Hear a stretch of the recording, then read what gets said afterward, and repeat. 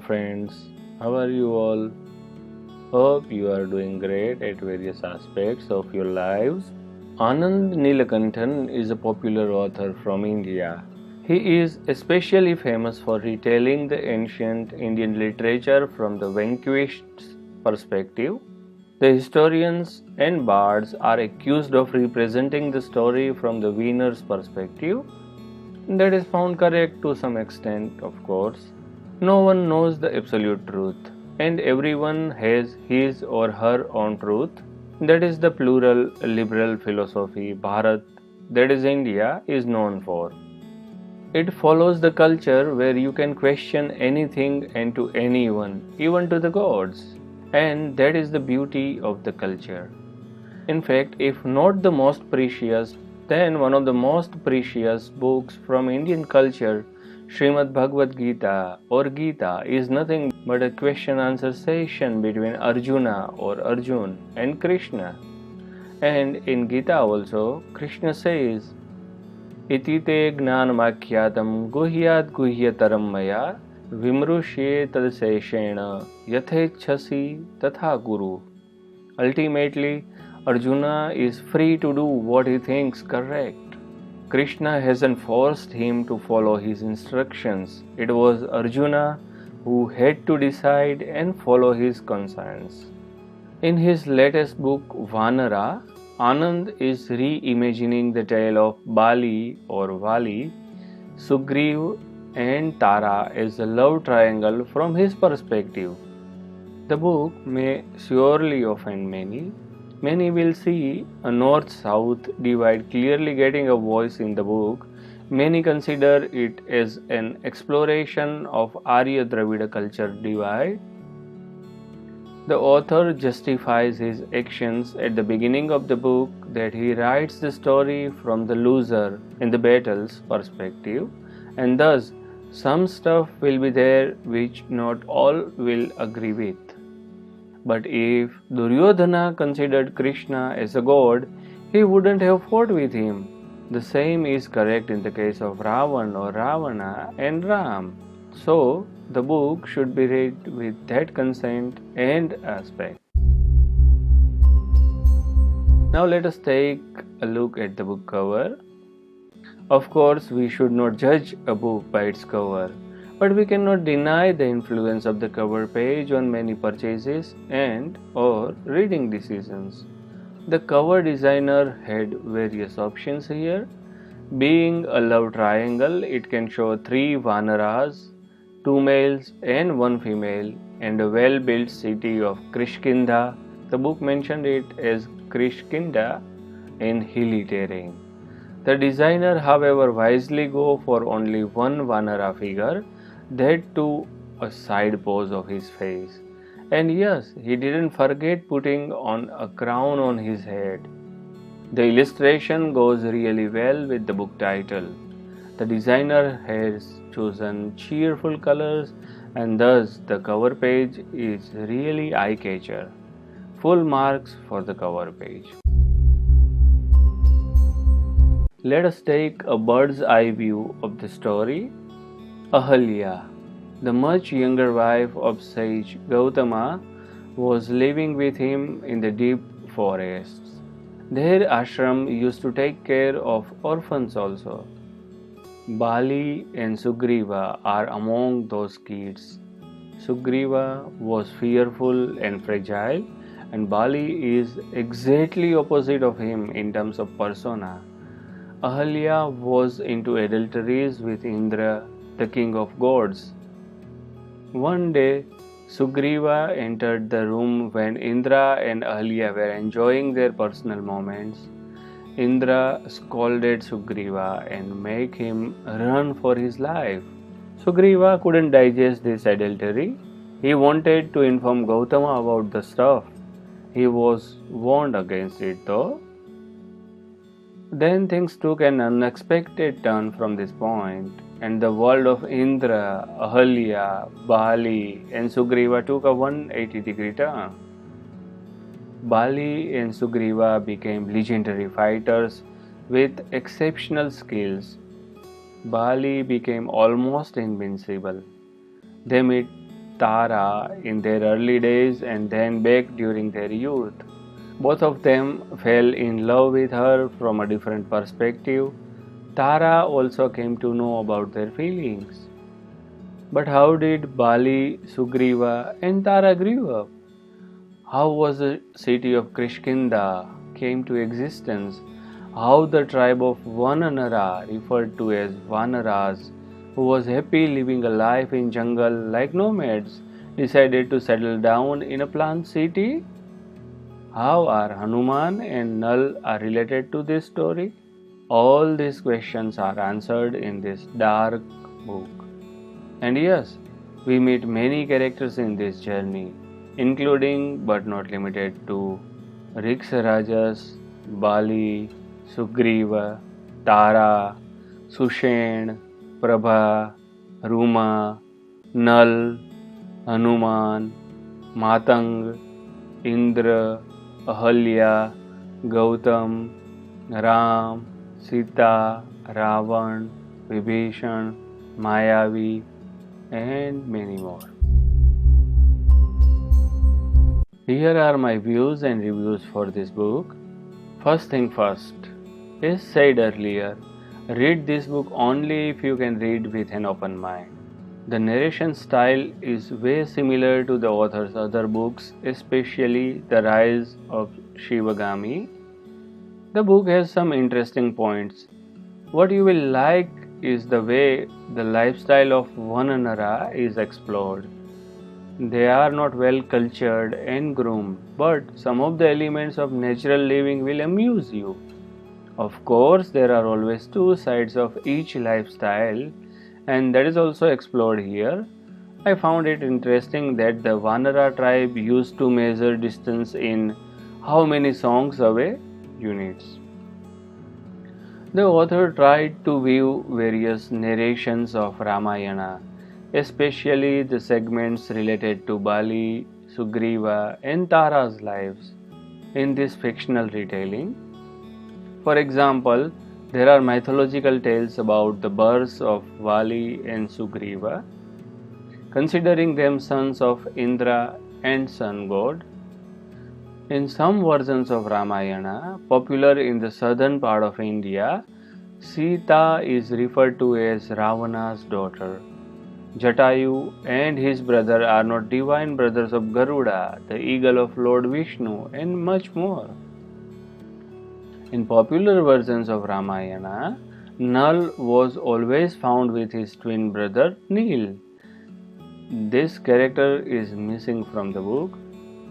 The author has tried talking about the difference of opinion and the divide between well-cultured and living in natural ways people in various aspects, be it the conversation about Sanskrit Prakrit as languages, Jallikattu as a sport, farming as a way of living, and earning food utensils, to name a few.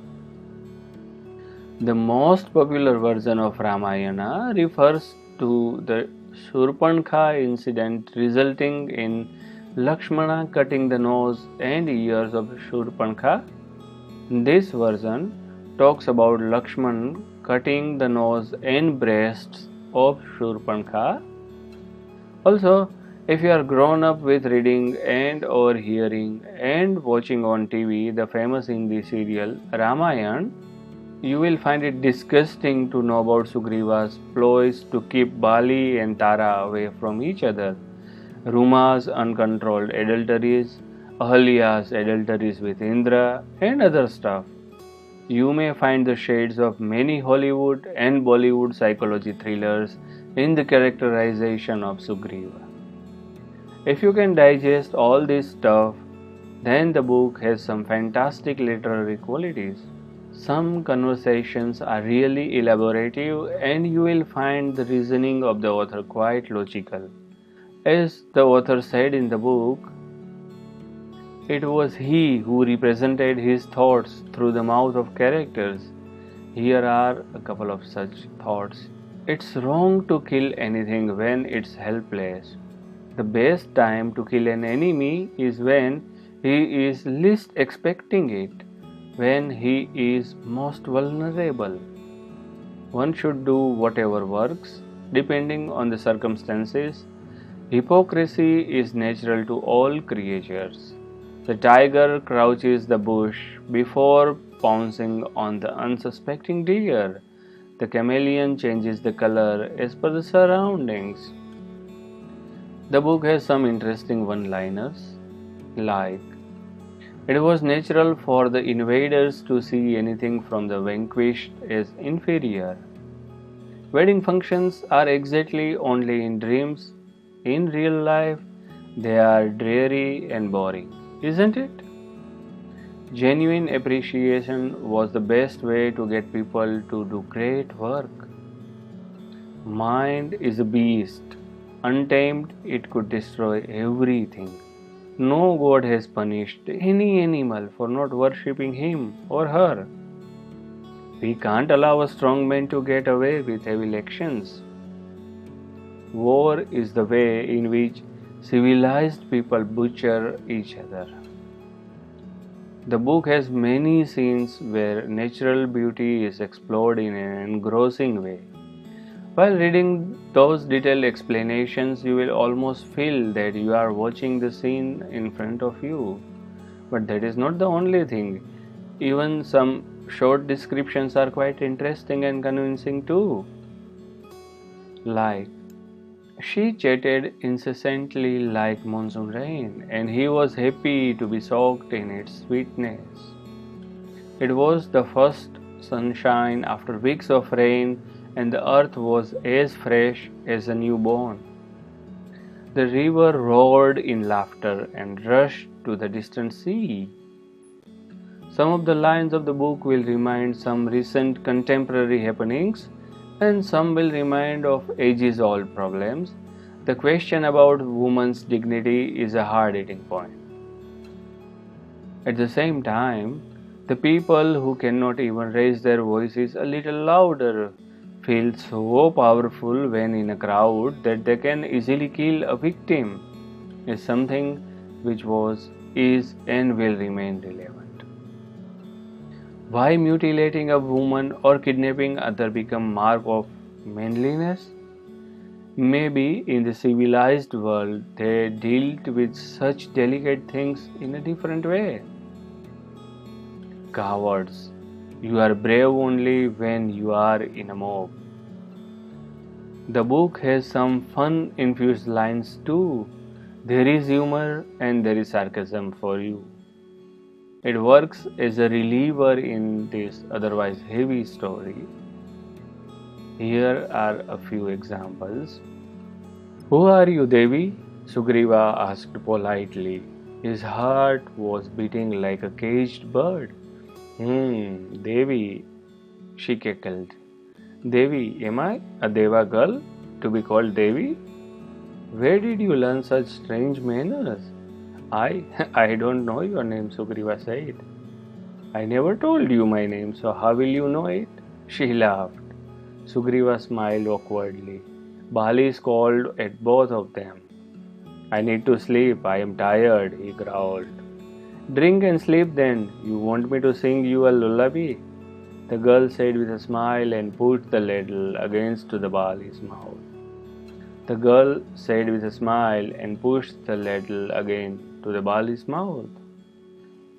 You are staying alone and you have no latch on the door, she asked him. Ah, I have the fortune of Kubera buried here for someone to steal, Sushen guffawed. There are some wisdom lessons for every reader in the book. When you invite an outsider to meddle in a fight between brothers, the best you can hope for is slavery. Men strived to be God when he couldn't even match animals. I am a drunkard. I am no good, Riksara just said. You are soberer than many who are drunk on tradition and prejudice. As I love reading books, I like the following lines in the book, and I am sure all the enthusiastic readers will like them too. She was fascinated by the thought of ideas could be frozen in words and retrieved again and again for later use. Books were magic. It was fascinating to think bards who died thousands of years ago could speak to you through written words. If you ask me for the line I like the most in the book, I will settle for the following: there was no need to hunt for evil. It resides in every heart, just like God. While I have tried keeping all the spoilers at the bay where possible, some of them couldn't have escaped a mention. The quotes referred will definitely give you an authentic idea about the quality of writing in the book. The way the characters are explored is something you will love reading. The pain of Vriksha Rajas will remain with you even after you complete reading the book. He deserved a better treatment than he got from the society. You may complain that the author was needed to use words like burst instead of blast and many other such replacements, but that is the author's domain and that is how he wanted to represent the things. I think so. So, what is the conclusion? Well, overall, a book that you can read only with an open mind. Characters of Ramayana and Mahabharata are so engrossed within a traditional Indian mindset that various stuff in the book may offend you.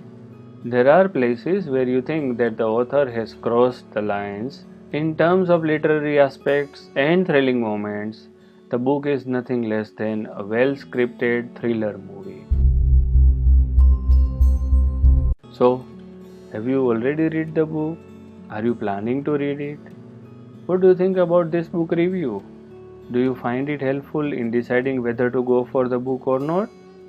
Please do share your genuine remarks via comments below. If you have enjoyed listening to the review, please hit the like button and do not forget to share it with your friends and other fellows whom you think such reviews interest more. Till we meet with our next podcast, bye bye, take care, namaskar.